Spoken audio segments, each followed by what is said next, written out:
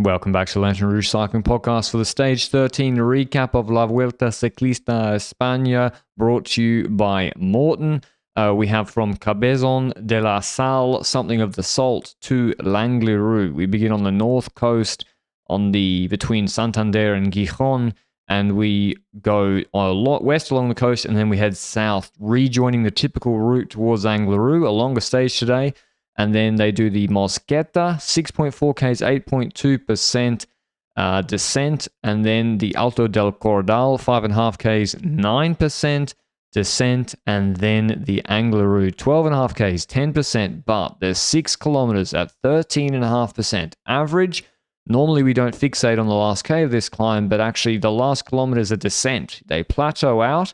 And then there's a fast descent where there's some bends in the last few 300 meters. That's where Koos passed Landa for the Bonies back in 2023.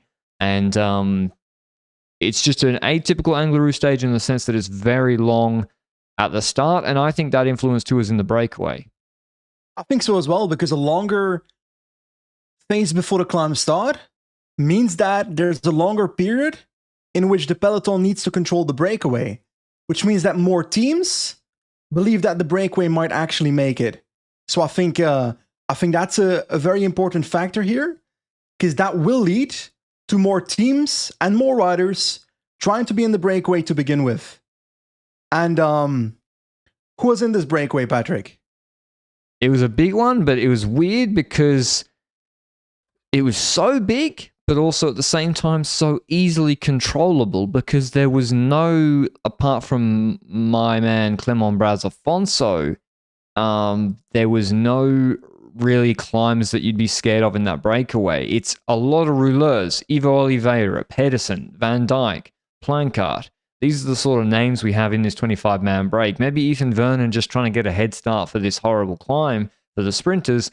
The best climbers were, in the end, Bob Jungels, Jefferson Cepeda, and Nicholas Vinokurov was quite good on XDS Astana. So there's no Sepp Kuss who's fallen out of the GC. There's no Jay Vine. There's no Ayuso. It's really just rouleurs, and I think that has a lot to do with how flat it was to start the stage.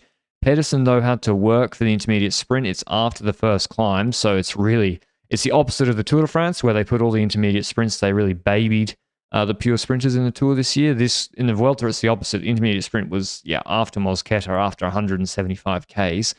And so Visma begin pacing. They keep the gap at like 3 minutes. And that's really it. Like, nothing happens in the first 170 of the stage, Benji. That is true. And it's kind of just a breakaway with the peloton pacing behind, and it's Visma Leasebike that is clearly willing to control the stage for a potential stage win. And I'm thinking, okay, which other teams are going to take it on later? I'd expect Visma Leasebike to be the ones that are pacing the Mosqueta and are pacing the Cordal to try and make the stage as hard as possible. We'll see if that's the case or not here, because Jonas Vingegaard, before the stage started, was pretty vocal about wanting to win the stage. I think that's an important factor here as well. So based on that, I just always expected this breakaway to be controlled, but a 25-man breakaway is not that easy to control either. So it was a bit of a battle. I think the first 3 hours of the stage were maybe 49 kph average. So it definitely was a pretty solid speed, I would say. But you said it, not much happened in the first 170, 160 kilometers of the stage. So we arrived to the Alto de Mosqueta. We've got in the breakaway. First of all, the gap towards the peloton is about 4 minutes, I would say, when this climb starts. And Cavagna's really putting in the tug buddy tempo for Braz-Afonso, for your mate. And we see the early riders dropping here. And I do want to bring it to to a few riders in this breakaway, because I had a question today that I actually do understand. I'm going to try and get it up here. The question was, riders like Vernon, like Oliveira, the riders that on paper you'd say are riders that are not necessarily, they would be tug buddies in many situations. Why are these riders in the breakaway if they might not be able to give a satellite rider role on Anglerud? The way I see that is that I see those riders as, especially Oliveira then, this rider can potentially survive the first 2 climbs, especially the first one in the breakaway, to be helpful later in the race for the peloton, instead of dropping on the first climb in the peloton. And I think that's why Yui then puts an Oliveira in the breakaway, stuff like that. And I think it's not a terrible move because what else is he going to do on today's stage anyway? So I think that's... The same goes for Vernon. Okay, he's not going to survive until Lanterne Rouge, but this isn't like a Tour de France multi-mountain stage where there's literally a HC climb, descent, 2Ks, huge highway on the flat, and then they just start another HC climb. There's proper valleys between Mosqueta, between Caudal and Lanterne Rouge there's not, but between Mosqueta and Caudal there is. And also, it's narrow, it's fast, the descent. So if Ethan Vernon can just give one pull to Riccitello before Caudal to move him up, or a beat on, anything. It helps. Then again, I'm not sure Vernon going in the breakaway is just for a beat on. That might be a bit of a bit of a lot of effort for one thing. But with Vernon, I had more of the feeling of, okay, maybe him dropping on that first climb. He was always going to drop on the Mosqueta, Vernon, from this breakaway.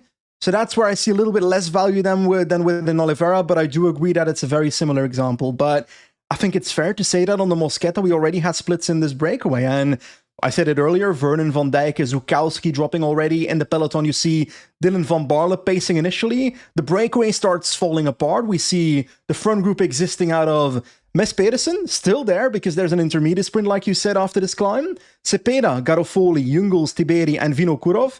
Nicolas Vinokurov, not the dad. And I gotta say, Nicolas Vinokurov was super impressive today. I know Nicolas and Alexander, his brother, relatively personally, and Alexander, I think, is now 6 months off the bike due to an injury, just back to racing. So I hope he does pretty well in the next couple of races. But I did never expect the climbing performance of Nicolas Vinokurov that I saw today.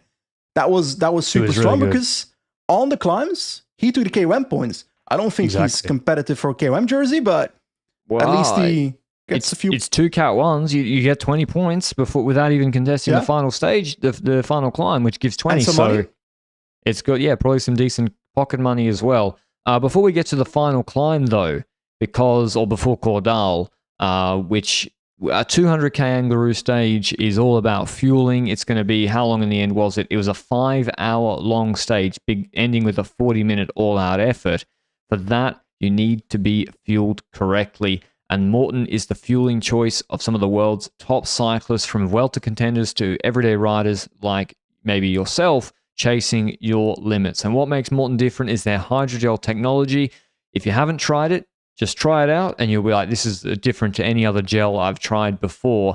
Even, not just the technology that you can't see, you can actually taste the difference, and the sensation of the gel is different in your mouth because the carbohydrates are wrapped in that hydrogel so your body can absorb them more efficiently with way fewer stomach problems. That means you can take on the 60, 90, 100, maybe 120 grams. Maybe I think some of the triathletes are taking, some of the Norwegians, even more grams per hour of carbohydrates. And whether you're racing, training, or just riding long, the drink mixes and gels from Morton are built for performance. So I use it on big days when I need the carbs to go in smooth, and when it's hot in particular, it helps, and I never have any issues, and I finish every ride or run feeling really, really good. So right now you can get 20% off. So pretty big discount. 20% off your first order of Morton's hydrogel products with the code VUELTA2025 at Morton.com. That's VUELTA2025 at Morton.com, a special Vuelta discount. But I want to talk about a different team than Visma in the peloton, because yes, Van Baarle was pacing on that Mosqueta climb, but who took over on that climb? Q36.5. Like, I think it's fair to say that Q36.5 does not necessarily have the team to pace the last part of Caudal, to pace the start of Lanterne Rouge. So if they want to do something with the team for Pidcock today, it would have to be on that first climb. I do have to say, I did not know what to expect from Pidcock on Lanterne Rouge. I, before the Vuelta, would have said, that's not going to go well. Yesterday, I was starting to go pretty bullish about, okay, this guy could actually top 5 the stage, stuff like that, because he's actually been climbing pretty well, but we've only really seen Unipuerto stages. This is slightly more than that, with Mosqueta and Caudal before. It's not just one climb at the end of the stage. So I really had no clue whether he would drop through the ice, whether he would be able to have a crazy performance like on Puy de Dôme at the Tour de France back in the day, because the climb is, parkour-wise, relatively fitting if it's solely this climb, I would say. but it's longer than his usual climb. So I was really curious how that would fare, but Q46.5 was fairly confident here. But then we look at intermediate sprint. Pedersen takes it in the breakaway. He ends up dropping, but we come to the Alto del Cordal, Patrick. Tiberi's dropped in the break. Garofoli's dropped in the break. It's down to 3 riders. Cepeda, Jungels, and Vinokurov. But the gap towards the peloton, it's still 3 minutes 40 at this point. But in the peloton, we start to see other people starting to chase and drop. UAE. Yeah, after a short bull by Campenarts, which actually put Juan Ayuso in trouble. Yeah, UAE starts Juan spacing. Ayuso What was the order? trying. I think he was just tired. What was the order of the UAE train? It was Novak. So Soler still didn't pull. It was Novak. He did a really hard start. He even was like, Almeida was getting put on a gap. And then it was Vine, Groschartner, Vingegaard, Jorgensen, Koos, Tullett, then Almeida. And so UAE were just trying to make the race difficult. They were succeeding in doing that. And you can see the gap is melting to the breakaway. Because it had been 3:30, and by the top of the climb, it's 2:30. By the end of the descent, it's maybe... Because Vine takes over, he does, his pull's very, very strong, and it's like 13 riders over the top of Cordal. There's a Malinois puppy. Malinois very popular in northern Spain and Andorra. A lot of Malinois. It's someone had attached it to like a plastic chair with its lead, and then presumably got off the chair, and then it pulled the chair onto the road, trying to go after the riders. Nearly got ran over by the motorbike. That was the breakaway. There was another protest that stopped the breakaway. In the end, I don't think the break was winning, but they did lose 30. I mean, they lost 30 seconds, which they never get back. So, But I don't think it would have impacted the outcome of the stage necessarily. I think but Bob Jungels was winning. Well, I didn't think Bob Jungels was winning. I'm sorry, Bob. It's partially because Angliru is such a beast, man. On those last 2 kilometers, a rider like Jungels can lose 5 minutes. Just in the second half of that climb alone. And we'd see that breakaway having a meltdown when it comes to the gap for sure before the final climb. That is certain. But I don't know, you said Ayuso was trying. I'd like to believe that. He looks like he was putting in the effort. But I still expect more from him on a stage like this, Like, I expect him to do... Soler I also didn't see, by the way. I feel like I also didn't see him really... He dropped on Cordal. He didn't do anything. Okay, so he's still on 0 kilometers of working for Almeida. Yeah. So anyway, like we said earlier, Vinokurov, Nicolas takes the KOM points. Tiberi crashes in the descent of Cordal. Yeah. And we move towards Angliru with a gap of, I'd say about 2 minutes from those first 3 riders, Cepeda, Jungels, and Vinokurov, to the peloton. Jungels is the one that's really setting the tempos on the climb and looks to be the strongest in this breakaway. Drops Cepeda on the early slopes, not super steep slopes of Angliru, but not super easy either. We're not talking about 2%. We're talking about 7-8, I think, for the first 4 kilometers. And then eventually Nicolas Vinokurov is the next to drop, but this breakaway looks like it's done. So, but in the peloton, Vine is spacing. Vine was spacing at the top of Cordal as well, but the tempo is so significant that Bernal's dropped, Torsten Traun's dropped, Armirai, P6 in GC, didn't expect him to stay there, won't lie. Jorgensen, those riders are starting to be in trouble. And I look at the group that is left and I see Jay Vine, Groschartner, really good day by Felix Groschartner today, Almeida in the wheel, Jonas, Kus, then eventually Jorgensen also drops from that group, Jai Hindley, Pellizzari, Ciccone, Gull, Pitcock, Riccitello, and Balderstone. Balderstone was not in the early breakaway, or am I? No, I don't think so. That is super strong then. Yeah. So, Groschartner was very, very good. And again, he's like one of the most consistent. Like Felix Groschartner, could he have won from the breakaway? One of these days. I mean, he's been actually chained to Almeida and he's done his job. So he was very, very good today. And then the strategy for Almeida became very clear, almost at the bottom of Angliru. And UAE's strategy was clear. Pace until the steep section as hard as possible from the last 3Ks of Cordal, and then do the first 7%, 8% of Angliru with Vine and then Groschartner. And then Almeida's going to do a TT from the bottom of the steep section to the top. And he's not going to look back once. He's going to do a TT from the bottom to the top. And they're just playing to Almeida's strengths. I mean, he's going to ride that way anyway, regardless of what Visma do. If Visma start attacking, he's going to ride that way anyway. So just preemptively do it and just make him do the best angler route possible that he can. And it is pretty amazing to see the way Almeida paces himself. Because when Groschartner was pacing, when the steep segment started, we're now across the flatter second of Angliru. In the last 7 kilometers, the steep section starts. Breakaway is basically caught. Groschartner does a massive pace here, and a pace that actually gaps Almeida.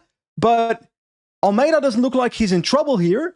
It looks like he's on purpose not going as fast as Groschartner to not go over a certain amount of watts at this point on the climb. Because that's the Almeida way. Almeida just does his own tempo. And he does that here, and on a climb as steep as Angliru, it is so steep that the draft isn't as relevant on this climb as on a climb from week 1, for example, where the gradient is 6%. So here he's perfectly fine doing that, to be honest, riding a meter, 2 meters of the back of Groschartner. You still have the psychological advantage of having your teammate there. The draft advantage isn't there anyway, or not as significant on a climb like this. So, but the group was thinning down. When Groschartner was pulling, I see Pidcock dropping, Riccitello going off the back, Ciccone, Pellizzari, Balderstone, Jorgensen also dropped here, and with 6 kilometers to go when Groschartner is done, we don't see like an attack from Almeida. We just see him taking over that tempo and riding at his own tempo from this point onwards with 4 people in his wheel, or 3 people in his wheel. 3 people in his wheel. Yep, Hindley was looking good. He had a good cadence. And yeah, Hindley was right there. He was the 3rd best climber today. And as I said, Almeida never looked back once, pretty much. For the first 15 minutes of his effort, never looked back. Vingegaard's in the wheel. And we're thinking, okay, Vingegaard's got Koos. He's there. Almeida's going to maybe do his pace for however long. And then when the pace drops, he'll put Koos to pace and then maybe attack. That doesn't happen. Almeida just keeps pacing. Eventually, Koos lets go. Opens the gap. Hindley can't close it. Hindley is now pacing Koos. They sit around 20 seconds for the whole climb. Yeah. Further back, Riccitello had been the 5th last of the group. He then drops. Pellizzari dropped very early. Pidcock dropped early as well. So we're thinking, Riccitello's going to move up. Felix Gold might move up.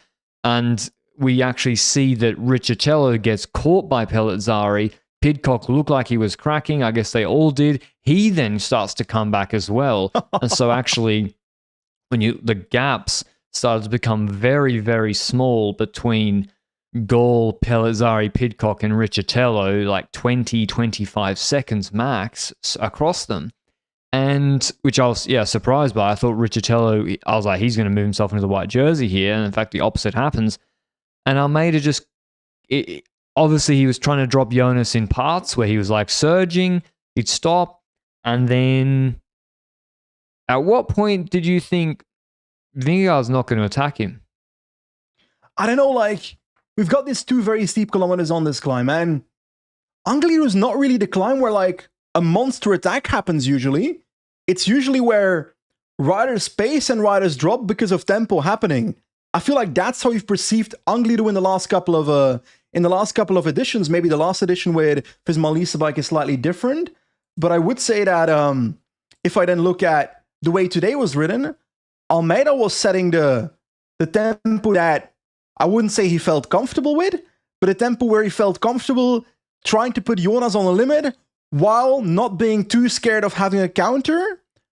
But Almeida's in a great position as well for his podium at this point. He's riding with the fast 2 riders on the road, so whatever distance he can put in on the others is always going to be a massive distance he has on other competitors for the podium, just in case he's trying to secure that podium position. And if you're newer to the sport, you might think, why is Almeida just pacing with Vingegaard in the wheel? We said it earlier, draft is less relevant on this climb, so it's more fine to do that. You can allow yourself to set that tempo like that because Vingegaard being in your wheel is maybe a slight psychological advantage. I don't know, to be honest, if Almeida's pacing like this. But it certainly isn't that big of a draft advantage for Jonas Vingegaard. But when we entered the last 3 kilometers, I was like, okay. Well, and Koos is behind. So Vingegaard has a teammate in the group behind. So worst case, that starts to create surging problems for you. And it's just like, I'm just going to do my pace, keep Koos behind. And first, I guarantee podium. I don't know who's 4th now. So yeah, he now Is he has. still third?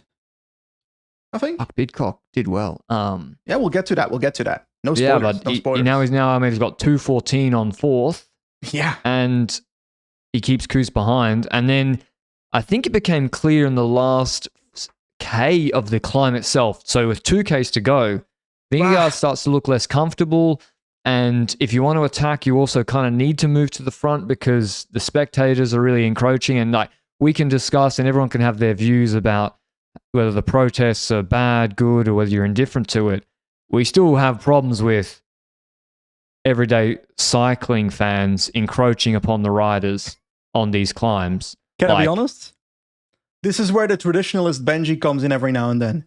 I agree that there were ropes positioned at the side of the road on this climb to make sure the spectators are out of the way. I know that you have your views on COVID era cycling with no spectators on the side of the road being a golden era for the sport. Yep, Hugh Carthy Angler, best one. But I do look back to the sport 10 years ago and seeing those images of Vincenzo Nibali and Mosquera, I think his name was, on Bola del Mundo fighting it out between the spectators. It does give a nostalgic idea, but when you think about it, then safety should go over nostalgic feelings for me. So no, I don't. I'm not talking about when they look like they're dancing and the sea parts when the motorbike comes through. I mean the flag in the face. The people that you cycle up there, you wait all day, and you're like gonna run next to them for as long as possible, nearly knocking them off the. That's what I'm talking about. The runners, like they have the emotional maturity and control of an amoeba or something. They're like of an amoeba. Well, they're just. Yeah, it's like, what are you doing? Like, because the riders do not like it. These people trip, they hit your back wheel, you crash. So, bring back Miguel Angel Lopez, I say. To give it. Was it Pools? What climb was it? Was it Wild Pools or Froomey that punched a spectator? Miguel Angel Lopez punched a spectator? Yeah, but the spectator knocked him off the bike. No, one of them gave a. It was Froome that, as he was riding, gave the reverse hammer fist. Yeah, that is true. That is true. With the force of one what? With his arms. Anyway, nothing really back happened. To the race. They get to the top. I would say that it was 2.5 kilometers to go when I expected Vingegaard to not attack anymore, because that's when the steepest segments are. If you're my opinion is, if Jonas Vingegaard is comfortable to attack Joao Almeida on this climb, he will do it, undoubtedly. Well, yeah, so you had your team pace all day. Exactly, but also the fact that you come to the last kilometer where it flattens out, that's what you're about to talk about, and you haven't attacked yet, shows to me that Vingegaard couldn't. Exactly, because if you carry over the top, if you have even 5 seconds, you are guaranteed to win. I know it's like not the end of the climb, but you are literally guaranteed to win if you cross the top with 5 seconds, because it's a super fast technical downhill for the most part. And then if Vingegaard has anything left to just do a little sprint and get Almeida on a gap for the stage win, you'd think he'd do it. It doesn't happen. Almeida keeps trucking. I think Almeida did ride very cleverly in that he accelerated over the crest. He then rode really hard on the flat section. He just was stronger than Vingegaard today. And then he enters the downhill with Vingegaard kind of on a gap, actually. He almost surprised Vingegaard, has him on a gap. Almeida wins the stage after pacing the entirety of the Angler Rouge. Same time as Vingegaard, though. Hindley third on 28 seconds. Sepp Kuss fourth on 30 seconds. Felix Gall fifth on 52 seconds. Pellizzari 111. Pidcock 116. Riccitello 116. Then a gap of a minute to Ciccone on 215. Abel Balderstone on 306. Very, very good performance. So huge gaps. Other GC riders that fall out of the top 10. Jorgensen loses 4 minutes plus. He moves from 7th to 11th. Trine moves down into 9th. Bernal doesn't lose a spot, but he loses 4 minutes. Yeah, Amir Alba. I mean, it's a break. He got the time from the breakaway. Don't disrespect Armirai. Trust me, I don't disrespect him. I know. So I think I called him for like every breakaway stage the last year in No. Vine, you picked for every breakaway stage in this Vuelta. Yeah, well, I was vindicated. I picked UAE for every break in this Vuelta. I think that choice has been vindicated. I think so too. this is what we were saying yesterday on the pod. I think we believed in Almeida almost more than UAE did. Like, we did the whole spiel yesterday. I mean, today they executed well, but we're like, he's on 50 seconds. If Vingegaard has one bad moment on Anglerud, Moradero, Bola del Mundo, 50 seconds, gone. I will say, though, that before today, Jonas Vingegaard's palmarès, history, etc., always gives him that edge when you think about who's going to win this race. You always take that into account and you say, okay, he should be able to drop everyone on Anglerud, stuff like that. So I think what differs me right now compared to yesterday is that despite technically picking Almeida for the victory in this Vuelta, because you picked Vingegaard, I picked Almeida. By the way, our podium looks fantastic, by the way. Regardless of whether Vingegaard or Almeida wins, Almeida, Vingegaard, and Hindley, we fucking aced it with that. Nonetheless, regardless of all our not bragging, done like a dog's dinner yet, but yeah, but Bola del Mundo exists, so Hindley's gonna cook him. yeah, Hindley's fine. And the time trial, I generally don't know what to expect from either of them, but Both mid, so that's a wash. I think so too. But what differs me from yesterday is that yesterday I would have said that Vingegaard is the favorite and is going to win this Vuelta. Today I say Vingegaard is the favorite, but there's a realistic pathway for Almeida to win it now. Exactly. And you'd expect a UAE team to rally around him now. Like, okay, maybe Ayuso was trying not to get dropped on Caudal, but it doesn't help that he spent all day in the break yesterday. And so it's also about energy conservation. But in the end, it actually didn't matter because they had sufficient riders to set a pace. Sepp Kuss was there. It didn't help Vingegaard. Although now Kuss is back into 10th on GC, but it's on 5 minutes. How can that really help? Like Kuss being in GC, so they got Kuss and Jorgensen 10 and 11.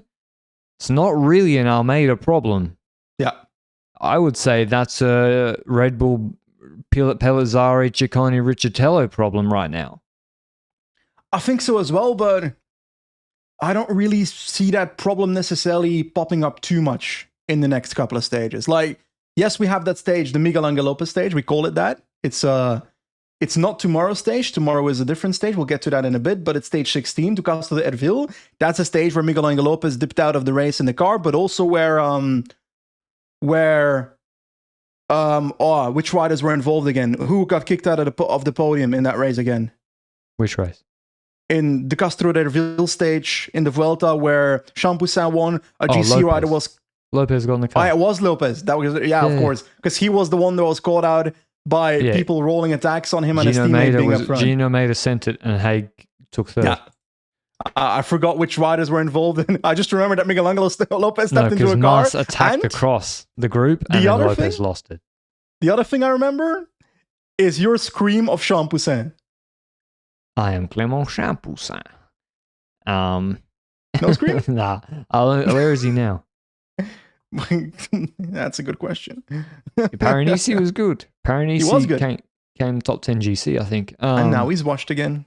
Nonetheless, they got all the points and they started chilling. So they're good. They saved the World Tour license. Yeah. Revised GC. Vingegaard loses 4 seconds to Almeida, 46 seconds to Almeida. Pidcock defends third admirably, but Hindley's moving up 4 spots today. Pidcock 218 with a 42-second lead over Jai Hindley in fourth on 3 minutes. Felix Gall, he's only on 3:15. Pellizzari 4:01. I mean, hats off to him. He paced himself well today. I must admit, I really thought Riccitello was going to put big time into him today, but Pellizzari did a great climb. Riccitello, so he's on 4:01. Riccitello 4:33. Ciccone 4:54. Torsten Train drops down to 5:21. Kuss 5:26. Jorgensen 7:04. What do you now expect? Because now the race is different. Maybe Vingegaard before the race and even in week 1 was like, all right, when I want to win a stage, I'll win a stage. I'll do what I want. Yeah. That doesn't seem to be the case with Almeida anymore. I don't know who's going to win on Bola del Mundo.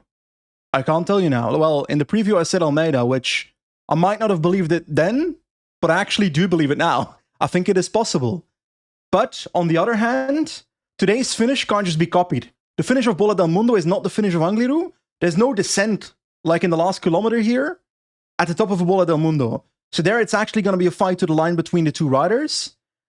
But so I'm not sure who's gonna take that victory there. I'm depending on the day, one is better than the other in a time trial as well.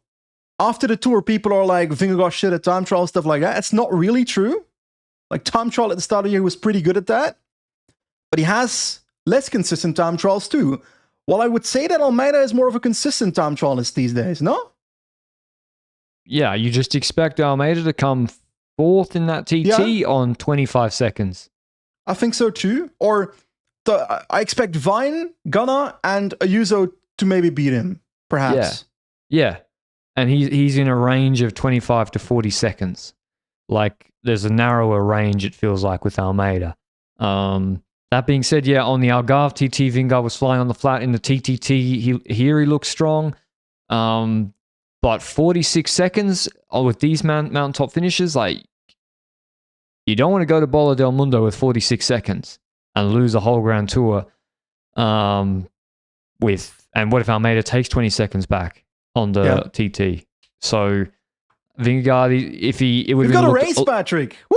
Exactly. Well, yeah, if Vingegaard took 30 seconds today plus bonies and he's on 130, it's a whole different race. Basically, he can just defend, which he was doing today, but still. So, but tomorrow. It is weird to me that we're 13 stages in, and only today I've got a feeling that the Grand Tour has finally started. Is that weird? I still think the time gaps count. The time gaps count, but I always felt like the breakaway stages, we always knew UAE would win those stages. The GC stage, there was one that had a bigger gap than expected. Most of them were a wash when it comes to the gaps. Stage 9 had bigger gaps than today. Yeah, almost. That was the one. But how is that possible? But I just have the feeling of, okay, I had a pretty slow start to this Vuelta in terms of like hype. I feel like now I'm hyped about the actual battle. And I'd expect that to come earlier in a Grand Tour. But hey, I'm not complaining. I'm enjoying it now. We had a fierce battle 12. Not sure I'd classify the activities on Angliru today as a fierce battle, but we have a fight. And I'm super happy to see that, because we've got a couple of stages that are enjoyable. But is it me, or does tomorrow's stage look like a breakaway stage? Well, yeah, it depends on the... Almeida just won today. It depends on the attitude of the... Yeah. Is Jay Vine and Ayuso going in the break again? I think it depends a lot on UAE. Oh. Yeah, it depends a lot on their attitude, because it's 136 Ks, short stage. It's rolling, a lot of accumulated climbing, just three categorized climbs. We have a lot of rolling hills, then a 6K, 6% climb, then rolling like uphill drag. And then we do the Puerto de San Llorenzo, very hard climb, 10Ks, 8.6%, Spandel type, so 30 minutes, descent. Then another false flat drag. It's like, this is a hard one. Where does the climb start? So that's true. They're saying it's 17Ks at 6%, but really it's like a highway 3% uphill. It's the last 7Ks at 8.5%. And so, yeah, the climb proper starts in the last 7Ks where it is steep. So that's like a 20-minute effort. Yeah, it's like you say, it really depends on... this could easily be the GC riders. Don't know, to be honest. It could go either way. It's short enough to be controlled from the peloton 100%. Yeah. Like, it's quote-unquote only 90 kilometers before the second last climb. And that second last climb that you mentioned, that is so hard that it wouldn't actually show... I might be going back on my idea. If Almeida wants to win this race, why not send Vine or Ayuso in the breakaway? People might think they're riding for their own stage. And try and attack towards them, even if Vingegaard follows, on Puerto de San Lorenzo. Because that's a really hard climb. Almeida can drop everybody except Vingegaard on that climb. So what is it? It's 2.7 Ks, 11%, and then the first part of it is 5.2 Ks, 11%. That's like the second hardest part of the race we've had so far. So that's really, really hard. And then the descent is in 3 parts, incredibly steep, like 1K, 11%, then yeah, it's really steep, treacherous descent actually. So, not sure the descent fits Almeida, but yeah, but he's not a terrible descender anymore. But it's not terrible. Yeah, the road's not too bad, but it is steep. It's a long way, 23. I mean, you can definitely have Vine there over the top for Almeida if you want. Well, if he's allowed to go in the break. Exactly. And I think you need a satellite rider if you go on the second last climb towards Farapona, because the first half of the climb is not a climb. And Almeida's been aggressive. Yeah. Like so far this Vuelta. So, and I think after winning the stage today, yeah. To lose a bit of time if it goes bad to third place, you know? It's not, he's got an advantage to risk something like this. Exactly. Like he probably in the valley, if Pidcock's dropped, I mean, you're probably secure. Even if you're spending a bit of energy, you're like, who are Q365 going to have and chasing? Yeah. I mean, maybe Pellizzari chases in the valley. I don't know, but Hindley. I don't think it's going to happen. But is there a world in which Pidcock tries to attack the descent towards the satellite rider? I don't expect it. I don't expect that. No, because then he might blow up on Farapona. It's too risky because he doesn't know his limits yet on GC, and I agree. He could throw away third to Hindley like that, so I don't see it. I'm just going to go Jay Vine again. When in doubt. I'm going with Almeida for the sole reason. Yesterday I said Vingegaard's going to win, but my heart wants Almeida to win. And today I'm going with my heart. I want Almeida to win and take back 45 seconds. So he's 1 second behind Vingegaard in GC. So that it's a really good battle for the final week. I don't give a fuck who wins. I just want a close battle. 45 seconds. I mean, it's a hard climb. 6K is 8-9%. It's another hard stage, back-to-back mountain stages. So we'll see. Otherwise, around the traps, we had the Tour of Britain the last few days. The stages went Coy, Brennan. Today, it was the French Puncheur show, and Gregoire showed Alaphilippe, who's boss, beating him in an uphill punch. It was quite an exciting finish. Remco attacked, so that was quite a good stage. In the Simac Ladies Tour, it's been a bit less diversity in winners because it's been Lorena Wiebes 4 stages in a row. In the TT tomorrow, I don't think she'll win. I hope not, but she looks good for GC because, yeah, she's taken bonies on everybody and probably will win stage 6 too. And then what other professional races have there been? That's been about it. I'm looking at the Tour of Istanbul, which I'm surprised it's being ridden because I swear I spoke to the original organizer 2 weeks ago and asked, is it happening this year? And he said no. And then I think the actual Turkish Federation decided to host it themselves. And the stage is won by a Belgian lotto guy, Mauro Kuilits, ahead of Janier and Lonardi, which Janier has been pretty good this year. Yeah. And Kuilits he was second in Britannia. Yeah, Kuilits has been good in like national races, but this is like a proper, like in West Bohemia Tour, he won the prologue ahead of Schwarzbacher, Remain, and so forth. So he's got talent, but I didn't expect him to beat Janier in a versatile sprint head to head. So that's a really nice result for him. Yeah, he's looking good, and I think they also have their Devo team at Bohemia. But yeah, that's the racing on at the moment. So we'll, on Sunday, have the results of Britain and Simac as well. We've got TT tomorrow in Simac and the tumble uphill test with Onley and Remco tomorrow in Britain. If anyone knows why this Belgian guy was disqualified on stage 3 of the West Bohemia Tour, I'd love to know. Drop it in the comments. It's beyond me. Okay, thanks for listening as always. We're back with Farapona. I've got Vine. Benji's got Almeida. Hope you enjoyed it, and we'll see you with the recap tomorrow. Ciao, ciao, ciao.